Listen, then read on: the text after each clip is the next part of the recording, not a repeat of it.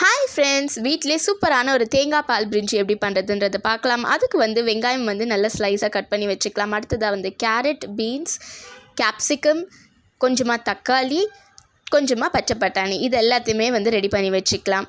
ஒரு கடாயில் பார்த்திங்கன்னா கொஞ்சமாக எண்ணெய், நெய், கரம் மசாலா எல்லாம் சேர்த்துட்டு நம்ம நறுக்கி வச்சுருக்க காய் எல்லாத்தையுமே நம்ம சேர்த்துக்கலாம்.